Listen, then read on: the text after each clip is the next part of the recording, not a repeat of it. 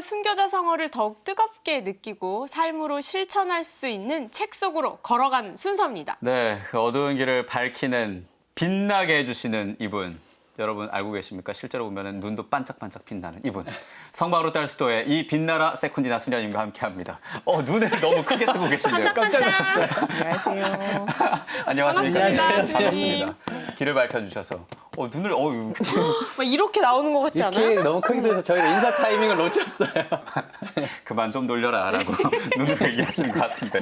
자, 오늘 소개할 책을 우선 보면 네. 해가 뜹니다. 네. 그리고 와. 제목이 차쿠의 아침이라고 나와 있는데 이 책 최양업 신부님 책인가 보네요. 차쿠라는 곳을 아시는지요? 차쿠. 예, 예. 오늘은 처음 듣는 단어들 네. 많네요. 탁떡 아까 있었잖아요. 네. 예, 중국어로 사제를 뜻하는 차쿠. 차쿠 뭔가요? 차쿠는 이렇게 중국 그 한 지역의 이름인데 아. 예, 김대건 신부님이 백가점이라는 교우촌에서 활동했던 그곳이고요. 예. 또 최양업 신부님이 차쿠 성당에서 7개월 동안 부제로서 사목했던 그 곳이고 또 그 이후의 일이지만 조선교구 대표부 그리고 조선 신학교가 있었던 굉장히 유서 깊은 곳이죠. 오다주에서 종종 소설을 소개해드린 적은 있었는데요. 우리 최양업 신부님의 이야기로 소설책이 다른 것도 나와 있나요? 2008년도부터 조금 오랜 기간 동안 한수산 작가님이 네. 최양업이라는 제목으로 연재를 했었었고요. 예. 그다음에 이제 이태종 신부님도 이제 최양업 신부님에 관해서 이제 책을 썼는데 특별히 이제 최양업 신부님의 사목과 그 영성이 이 시대에 필요하다 이렇게 하시면서 집필 동기를 밝히셨어요.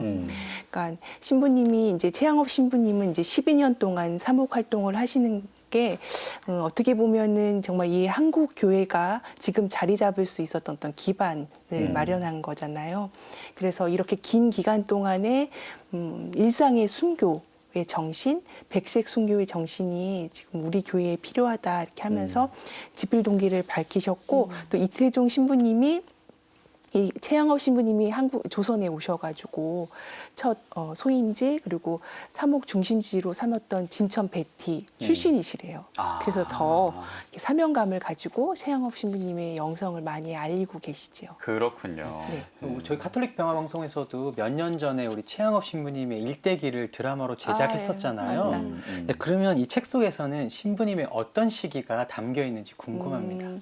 1844년 네. 김대건 신부님 그리고 최양업 신부님이 부제품을 받아서 백가점이라는 곳, 그러니까 차쿠죠. 네. 다시 만나는 그 부제 시절서부터 이제 최양업 신부님이 1849년 압록강을 건너서 7년간의 이제 입국 시도를 이제 마치고 압록강을 건너서 네. 조선 땅을 이렇게 딱 밟는 예. 그 이야기로 마무리를 짓고 있죠. 그렇군요. 그 쭉 일대기 같은 소설 속에서 수녀님 마음에 딱 남았던 이 소설 속의 일부를 읽어주신다면?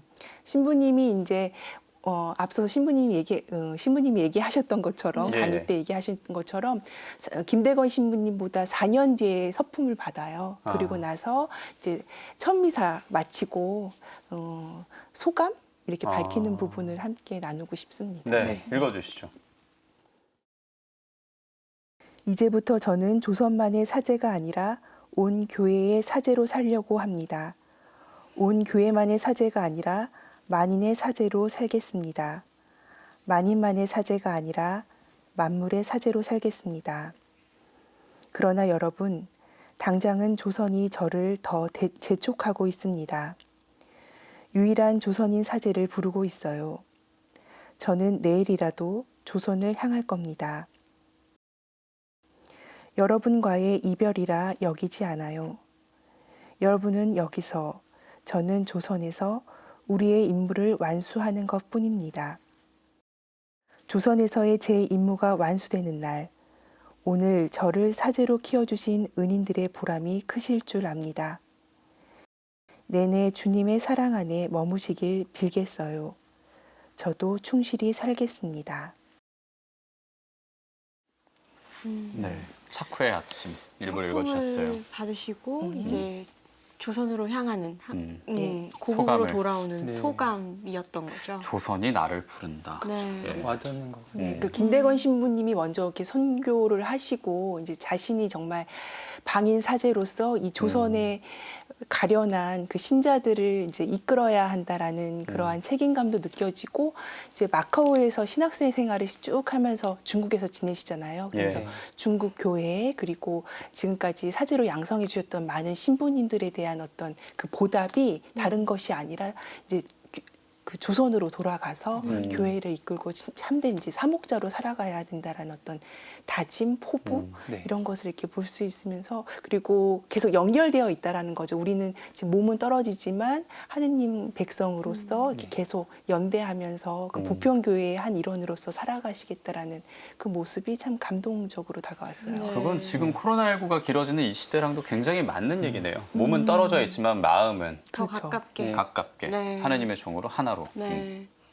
수녀님은 책을 읽고 어떠셨나요? 그 신부님에 대해서 몰랐던 부분을 더 많이 알게 되셨을 것 같고 네.